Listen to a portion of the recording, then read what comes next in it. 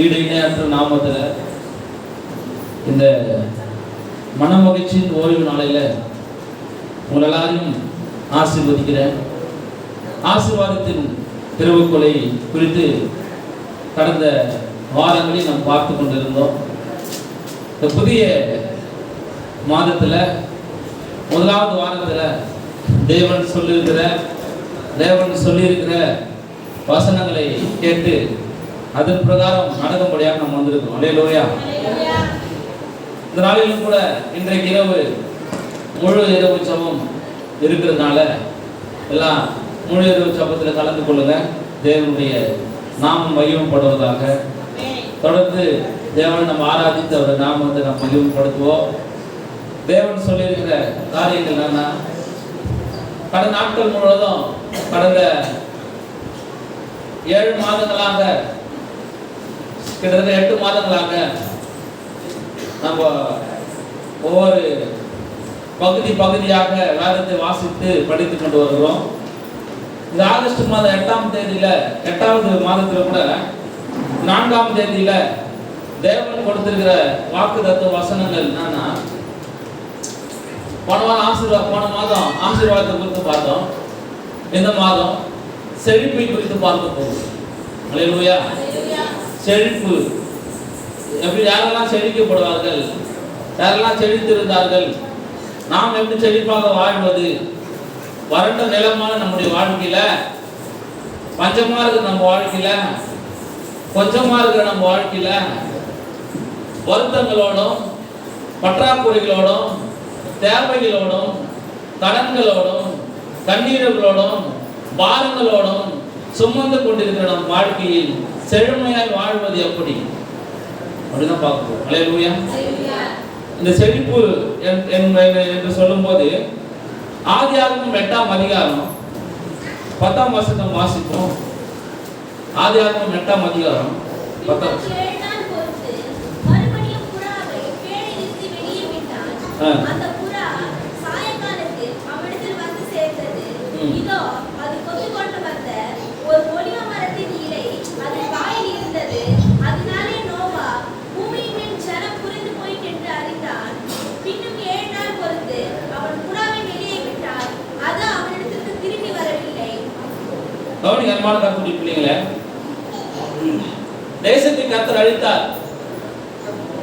தேசத்தில் இருக்கிற மனிதனுடைய நடவடிக்கைகள் பிடிக்காததுனால கர்த்தர் ஜலப்பிரயாணத்தை கொண்டு இந்த தேசம் முழுமையும் பாவத்தில் நிறைந்திருப்பதை கர்த்தர் மனதுருகி இந்த தேசத்தில் இருக்கிற எல்லா வருஷம் என்ன பண்ணாரு, எச்சரிக்கை கொடுத்தாரு. யாரும் போல கூட்டு பார்த்தார், யாரும் கேட்கல. மனம் திரும்புன்னு சொன்னார், யாரும் மனம் திரும்பல. நோவாவை கொண்டு ஒரு பேழையை உண்டாக்கி அதில் என்ன பண்ணாரு, எல்லா ஜீவ ஜந்துக்களையும் உண்டாக்கி தாவர படைப்புகளையும் அதை செயல்படுத்த சொன்னார். அப்ப நோவா எல்லாத்தையும் என்ன பண்ணாரு, சரியாக எடுத்து வைத்து பேழையை உண்டாக்கி அதில் போய் செட்டில் ஆயிட்டார். உலகமே அழிந்து விட்டது. உலகத்துல ஒன்றுமே இல்லை. 9ஆம் வசனம் பச்சீங்கன்னா உங்களுக்கு தெரியும். 9ஆம் அதிகாரம் 1ஆம் வசனம் பச்சீங்கன்னா தெரியும்.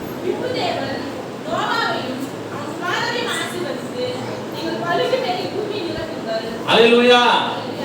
இப்போ உங்ககிட்ட இருந்தெல்லாம் புடிங்கினு, உங்ககிட்ட இருக்கிற வீடு, உங்க வாசல், உங்க சொத்து, உங்க நிலம் எல்லாத்தையும் புடிங்கினு நீங்க போய் புறப்பட்டு போய் பழுகி பெருகி பூமியை நிரப்புங்கள், நீங்கள் வாழ்ந்து கொள்ளுங்க. எப்படி இருக்கு உங்களுக்கு? அல்லேலூயா. உங்ககிட்ட எல்லாத்தையும் புடிங்கினா உங்களுக்கு கோபம் வரும். அது போலதான் முன்பிருந்த உலகம், அழகான உலகம், அழகான படைப்புகள், அழகான மிருக ஜீவன்கள் எல்லாமே இருந்து எல்லாவற்றும் சுத்தமா அழிந்து விட்டு, எல்லா மக்களையும் சுத்தமா அழிந்து விட்டு இப்போ எம்டியா சொல்றாரு, கையில ஒண்ணுமே இல்லை, கையில ஒண்ணுமே இல்லை. உள்ள இருக்கிறதும் எல்லாம் நோஞ்சாங்களா இருக்குது, உள்ள இருக்கிறதும் பலவன்மா இருக்குது, வெயிலாம் பண்ணல, மழையில இருந்தது, எப்போ சாவனே தெரியாது, நொந்து போனதா இருக்குது. இப்ப கர்த்தர் சொல்றாரு, கிட்டத்தட்ட ஒரு 40 நாள் கழிச்சு சொல்றாரு. என்ன சொல்றாரு?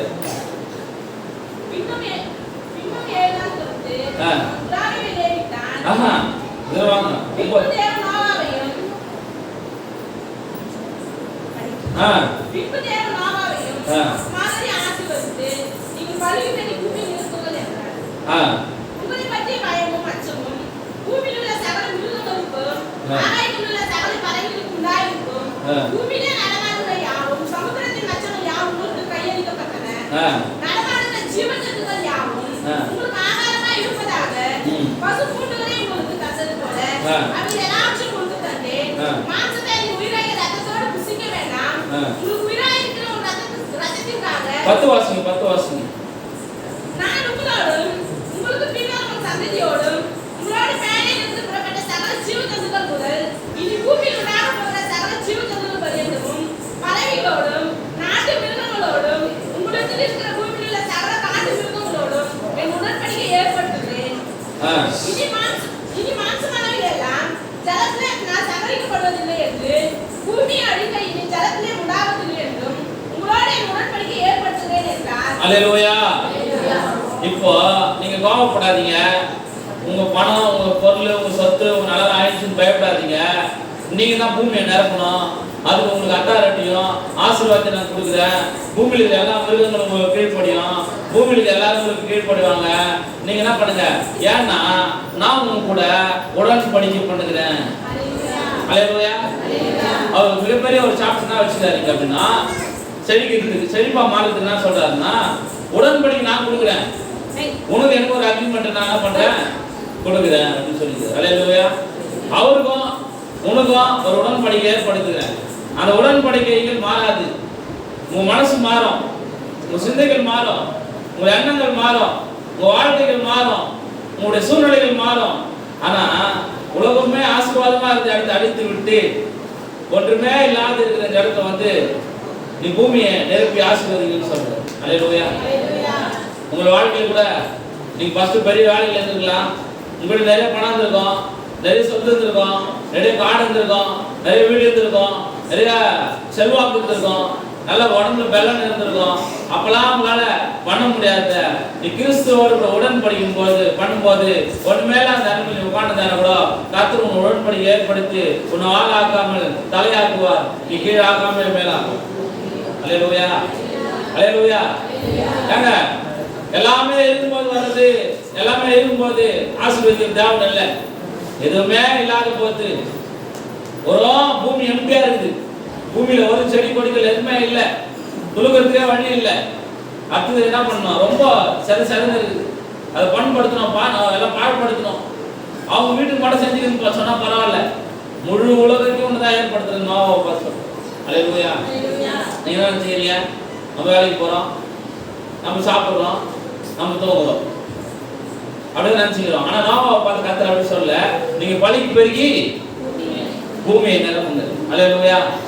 ஏன்னா நான் உங்களோட உடன்படிக்கை பண்ணியிருக்கிறேன்.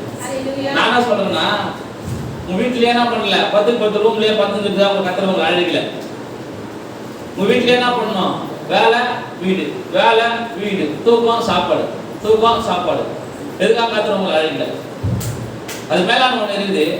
நீங்க பூமியில ஆசனத்தை நிரப்புங்க, வார்த்தை நிரப்புங்க, அவருடைய மகிமையை நிரப்புங்க, அவர் துதியுங்க, அவர் ஆராய்ச்சிங்க. இதெல்லாம் நீங்க பண்ணும்போது நீங்க என்ன மாறுறீங்க, பவரான பீப்புளா மாறுறீங்க. அல்லேலூயா. அல்லேலூயா.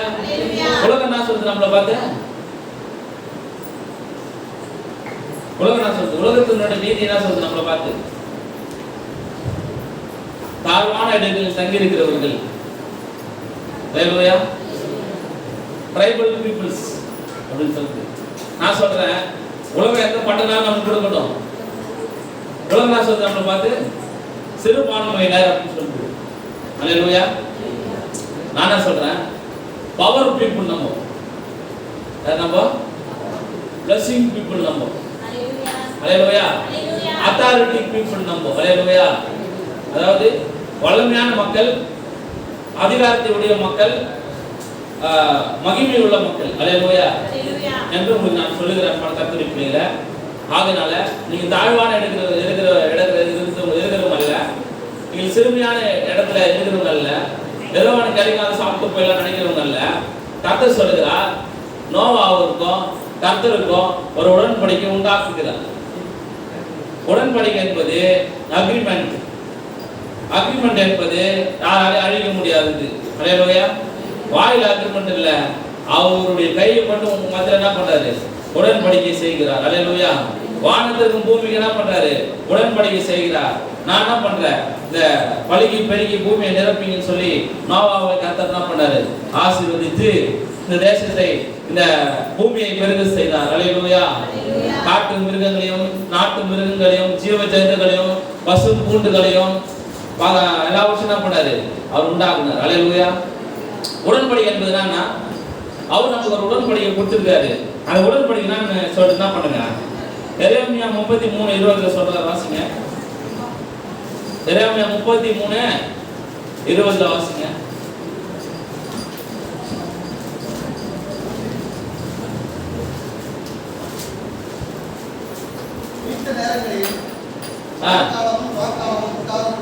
குறித்த நேரங்களில்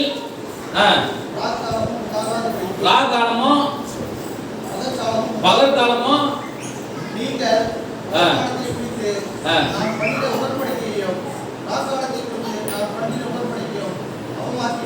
நீங்க நம்புறீங்களா? இன்னைக்கு போய் ஒருத்தர்கிட்ட பேசுறீங்க, நாளைக்கு காலையில 9 மணிக்கு நான் உங்களை வந்து சந்திக்கிறேன், உங்களுக்கு பணம் கொடுக்குறேன் அப்படின்னு சொல்றீங்களா? அப்ப எந்த நம்பிக்கையில சொல்றீங்க நாளைக்கு காலையில வரேன்ட்டு? நாளைக்கு காலையில 9 மணிக்கு பொழுது வெடியும் உங்களுக்கு நம்பிக்கை இருக்கு. நாளைக்கு இரவு 8 மணிக்கு இரவு உண்டாகும் உங்களுக்கு நம்பிக்கை இருக்கு. அதான் சொல்றாரு, ரா காலத்துக்கும் இரவு காலத்துக்கும் நான் எப்படி ஆட்டோமேட்டிக்கா உடன்படிக்கை பண்ணணும், அது போல உங்கள் வாழ்க்கை என்ன பண்ணும்? ஆட்டோமேட்டிக்கா வாழ்ந்து கொண்டே இருப்பீங்க. இது ப்ராசஸ் போயிட்டே இருக்கும். நீங்க எப்படி இருந்தாலும் பரவாயில்ல, உங்க வாழ்க்கையில எல்லாமே நடக்க வேண்டியது அந்தந்த காலத்துல நடந்து கொண்டே இருக்கும். அல்லேலூயா. எப்படி இரவோ வெளிச்சமோ மாறி மாறி உண்டாகுதோ, நீங்க கொஞ்ச நேரம் இருட்டை பார்த்து கொஞ்சம் வீட்டுக்கு போனோம், பாம்புலாம் இருக்கும், கொஞ்சம் நான் வீட்டுக்கு போனோன்னே இருட்டு வரணும்னு சொல்றீங்களா? நீங்க சொன்னாலும் அது கேட்காது. நான் என்ன பண்றேன்? உனக்கு நான் தூங்க போறேன், உனக்கு நான் இருட்டு இருக்கும், நீங்க கேட்குறீங்களா? சொன்னாலும் அது கேட்காது. அது போலதான் உங்கள் வாழ்க்கையில உங்க நினைப்பெல்லாம் வீணாயிடும். நீங்க சொன்னதெல்லாம் கர்த்தர் கேட்க மாட்டாரு. அல்லேலூயா. அவர் என்ன ப்ராசஸ்ல உங்க வாழ வைக்கிறாரோ அந்த ப்ராசஸ் என்ன பண்ணுங்க, வாழுங்க. அல்லேலூயா. வயசுல இருக்கிற குழந்தை 11 மாசம் வயசுல இருக்கணும்னா 10 போறா 10 மாசம் மேல தான் பண்ணாது உள்ள இருக்காது. அல்லேலூயா. வரணும். அந்த ப்ராசஸ் அவர் கரெக்டா செய்து கொண்டிருக்காரு. நாம எதையும் மாற்ற வேண்டிய அவசியம் இல்லை. உங்கள் வாழ்க்கையை மாற்றினால் போதும், உங்கள் சிந்தையை மாற்றினால் போதும், உங்கள் எண்ணங்களை மாற்றினால் போதும். ராக்காலமும் பகல் காலமும் எப்படி தேவனுக்கு உடன்படிக்கை பண்ண உடனே வானமும் பூமி யாருக்கு உடன்படிக்கை பண்ணி வச்சுக்குது? தேவனுக்கு உடன்படிக்கை பண்ணதுனால அது ஆட்டோமேட்டிக்கா தானா என்ன பண்ணுது? நடந்து கொண்டே இருக்கிறது. உங்களுடைய சொல்லை கேட்பது அல்ல, நீங்கள் அது எஜமான்கள் அல்ல. வானத்தையும் பூமியை உண்டாக்குன கிறிஸ்து இயேசு அவர்களுக்கு என்ன பண்றாரு? உடன்படிக்கையா இருக்கிறாரு. அது போல இந்த பூமியை உங்ககிட்ட கொடுத்திருக்காரு. இந்த பூமியில நீங்கள் சொல்வதுதான் சட்டம். இந்த பூமியில நீங்கள் சொல்றதுதான் எல்லாமே கர்த்தர் என்ன பண்ணிருக்காரு? ஞாபகம் வைத்திருக்கிறார். ஆகினால இந்த பூமியில் நீங்க சொல்லக்கூடிய காரியங்கள் என்னன்னா, நோவாவை கர்த்தர் எம்டி ஆக்கி ஒன்றுமேலாக பண்ணி அந்த தேசத்துல தான் உண்டாயிடுச்சு, எதுவுமே இல்லை. ஆனாலும் கர்த்தர் என்ன பண்றாரு? உடன்படிக்கை நிமித்தமாக தேவன் என்ன பண்றாரு? நோவாவை ஆசீர்வதிக்கிறார். அல்லேலூயா. ஆதியாகமம் 12ஆம் அதிகாரம் 10ஆம் வசனம். தேசத்திலே பஞ்சம் உண்டாயிற்று. தேசத்திலே பஞ்சம் கொடிதாய் இருந்தபடியால் ஆபிரகாம் எகிப்து தேசத்தில் தங்கும்படி அகிப்துக்கு போனான். அவன் எகிப்துக்கு சமீபமாய் வந்தபோது தன் மனைவி சாராயை பார்த்து, நீ பார்வைக்கு அழகுள்ள ஸ்திரீ என்று அறிவேன். எகிப்தியர் உன்னை காணும்போது இவள் அவனுடைய மனைவி என்று சொல்லி என்னை கொண்டு போட்டு உனக்கு உயிரோடு வைப்பார்கள். ஆகையால் உன்னிமித்தம் எனக்கு நன்மை உண்டாகும்படிக்கும் உன்னாலே என் உயிர் பிழைக்கும்படிக்கும் நீ உன்னை சகோதரி என்று சொல்லி என்றான். ஆபிரகாம் எகிப்தில வந்தபோது எகிப்தியர் அந்த ஸ்திரீயை மிகுந்த அழகுள்ளவள் என்று கண்டார்கள். பார்வோனுடைய பிரபுக்களும் அவளை கண்டு பார்வோனுக்கு முன்பாக அவளை புகழ்ந்தார்கள்.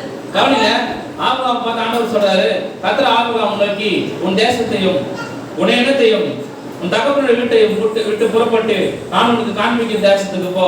நான் உன்னை பெரிய ஜாதியாக்கி நான் உன்னை ஆசீர்வதித்து உன் பேரை பெருமைப்படுத்துவேன். நீ ஆசீர்வாதமா இருப்பாய். நான் உன்னை ஆசீர்வதிக்கிறேன், நான் ஆசீர்வதிப்பேன். நான் சபிக்கிறவன் நான் சபிப்பேன். பூமியில் வம்சங்கள்லாம் உனக்குள்ள ஆசீர்வதிக்கப்படும் சொன்னார். அல்லேலூயா. அவர் தான் உடன்படிக்கை பண்றாரு. யாரெல்லாம் ஆசீர்வதிக்க அவங்க ஆசீர்வாதமா இருப்பாங்க, யாரெல்லாம் சபிக்க அவங்க சாபமா மாறுவாங்க அப்படின்னு ஒரு ஆசீர்வாதத்தை கொடுத்து அவன் என்ன பண்றாரு, புறப்பட்டு போ அப்படின்னு சொல்றாரு. அவன் போய் அங்க ஒரு பலிபீடத்தை எழுப்பி அதுக்கு என்ன பண்ணான், கட்டி அதுக்கு என்ன பண்ணான், கிழக்கே வந்து என்ன பண்ணாரு, நாமத்தை தொழுது கொண்டான். அல்லேலூயா. அதுக்கப்புறம் பிரயாணம் பண்ணி போகும்போது அந்த தேசத்துல கொடிய பஞ்சம் உண்டாயிடுச்சு. கொடிதா இருந்தபடியால் ஆபிரகாம் எகிப்து தேசத்துக்கு தகுந்தபடி அவரிடத்துக்கு போனான். அந்த தேசத்துல அவங்களுடைய மனைவி அழகா இருக்கிறத பார்த்து அந்த தேசத்தினுடைய அதிபதி என்ன பண்றாரு, அவர்களை அடையிறதுக்காக ஆசைப்படும் போது கர்த்தர் அவங்க இருதயத்துல பேசி அவர் என்ன பண்றாரு, அவனை கடிந்து கொள்ளும் போது 16 வசனம் முடிங்க.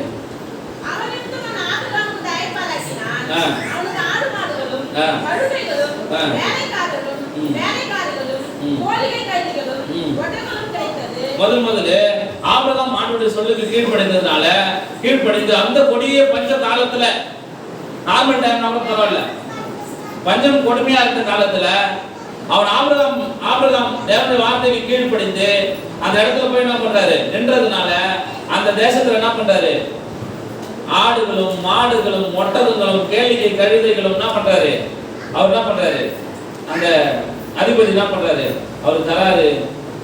ஒட்டகங்களும் அவருக்கு கிடைச்சது. ஆபிரகாமுடைய மனைவியாக சாராள் நிமித்தம் கர்த்தர் பார்வோனையும் அவன் வீட்டானையும் மகா வாதைகளா வாதித்தார். அல்லேலூயா, அல்லேலூயா. எல்லாவற்றையும் கொடுக்குறாரு. அதுதான் கர்த்தர் ஆசீர்வதிக்கிறது. அல்லேலூயா. கவனிங்க, மிகுந்த பஞ்சம் தான்.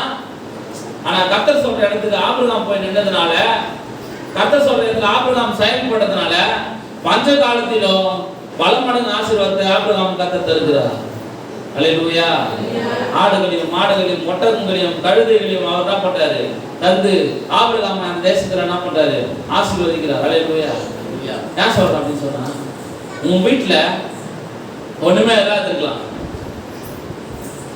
ஆனா மத்தவங்க வீட்டுல இருக்குல்ல. அல்லேலூயா. நீ சொல்றல என் வீட்டுல ஒண்ணுமே இல்லையா,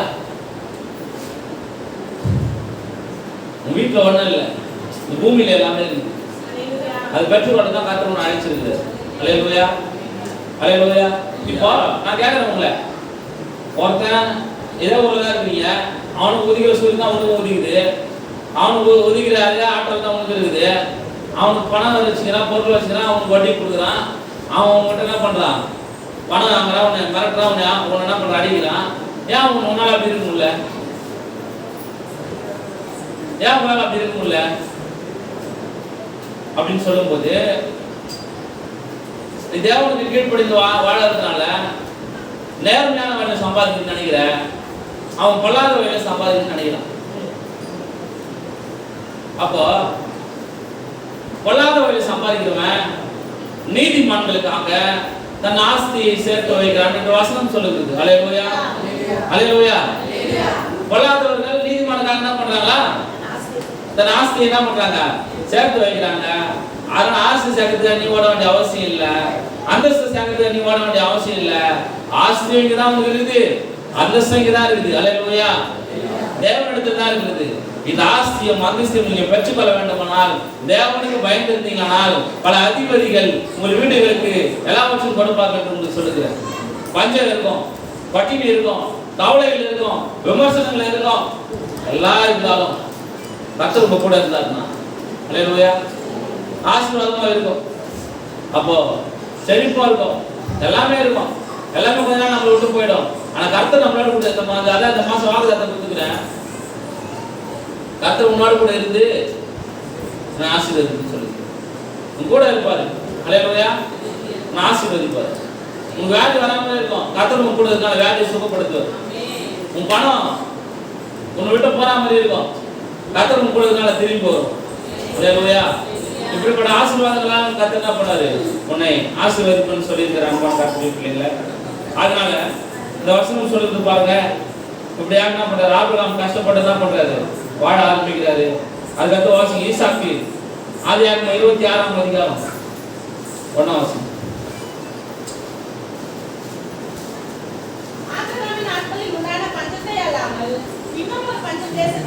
இப்போ ஆபிரகாம் நாட்களில் உண்டான பஞ்சத்தை இல்லாமல் தேசத்துல மிகப்பெரிய பஞ்சம் உண்டாயிடுச்சு. அல்லேலூயா, அல்லேலூயா. ஆனா 12 வாசிங்கன்னா தெரியும், ஈசாக்கு அந்த தேசத்தில் விளைவித்தான். கர்த்தர் அவனை ஆசீர்வதித்ததினால் அந்த வருஷத்தில் 100 மடங்கு பலன் அடைந்தான். ஹல்லேலூயா ஹல்லேலூயா ஹல்லேலூயா ஹல்லேலூயா. ஹல்லேலூயா. ஈசாக்கு அந்த தேசத்தில் விதைவித்தான். கர்த்தர் 100 மடங்கு பலன் அளித்தார். ஹல்லேலூயா. ஒரு கூட சொல்ற அன்பான கர்த்தருடைய பிள்ளைங்களே, உங்க வாழ்க்கையில பஞ்சம் இருக்கலாம், கவலைகள் இருக்கலாம், விரக்திகள் இருக்கலாம், வறுமைகள் இருக்கலாம், வேதனைகள் இருக்கலாம். கர்த்தர் சொன்ன இடத்துல நீங்க நிற்கும் போது, கர்த்தர் சொல்ற பணியை நீங்கள் செய்யும் போது, கர்த்தர் சொல்ற எல்லாவற்றையும் நீங்க செய்யும் போது, நிச்சயமா சொல்றேன், ஈசாக்கு அந்த தேசத்துல விதை விதைச்சனால 100 மடங்கு என்ன பண்றாரு, பலனை அவர் அடைகிறாரு. அது மாத்திரம் 13 வாசிங்க. அவன் ஐஸ்வர்யவனாகி வர வர விருத்தி அடைந்து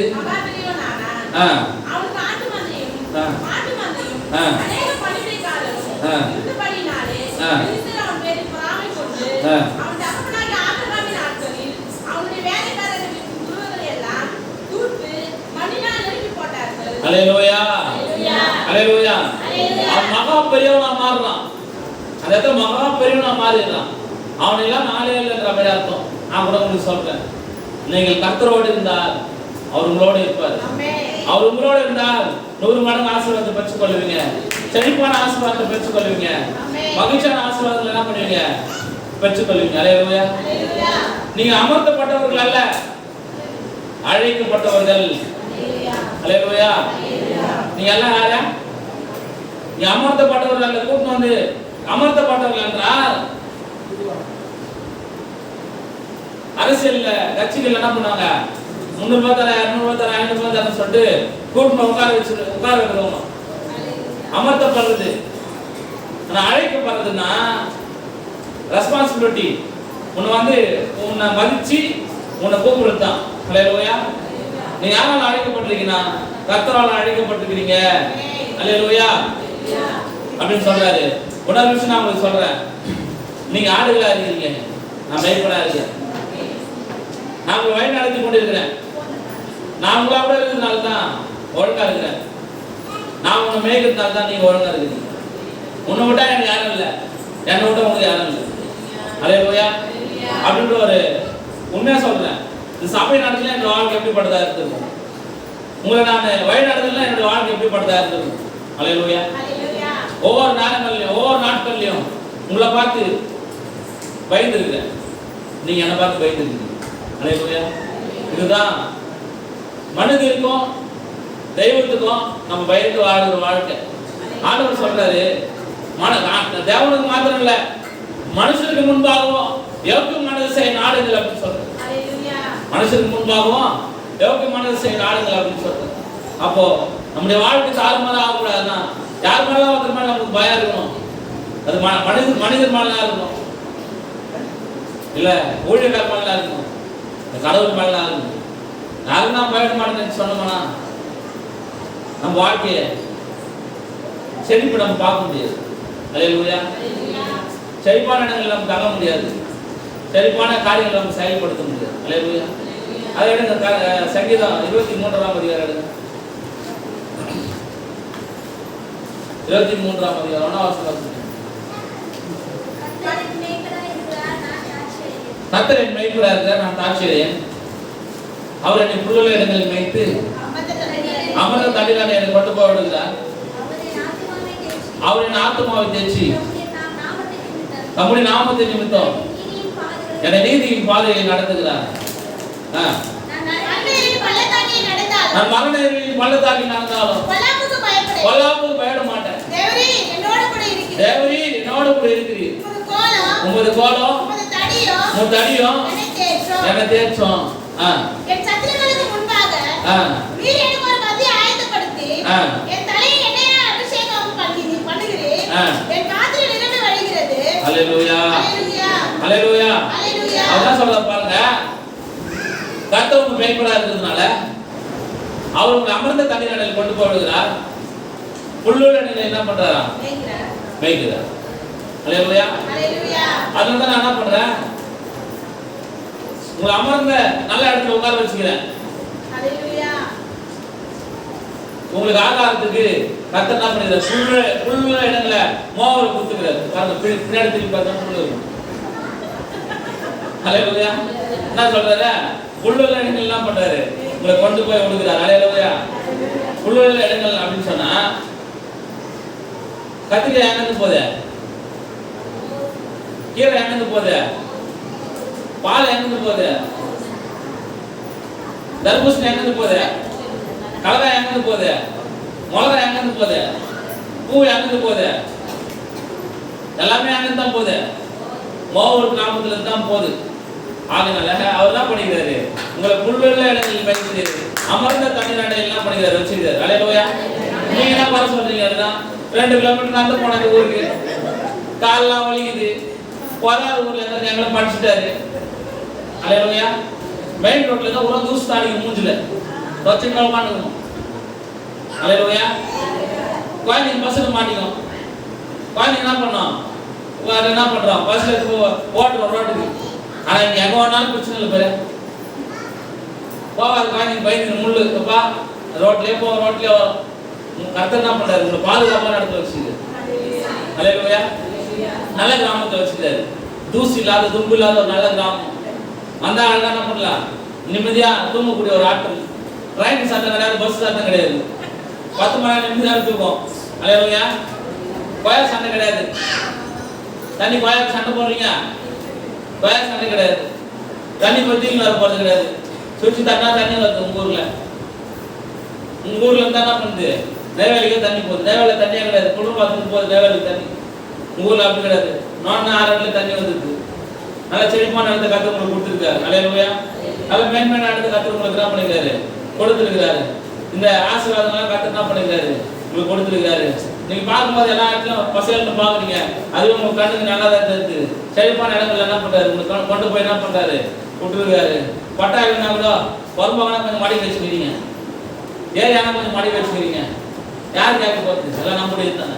ஹல்லேலூயா. அப்படியே அங்க கர்த்தர் தான் பண்ணிக்கிறாரு. உங்க செழிப்பான இடங்கள்ல உங்களுக்கு தங்க வச்சிருக்காரு. செழிப்பான ஆசீர்வாதங்களால என்ன பண்ணிக்கிறாரு? உங்களுக்கு தங்க வச்சிருக்காரு.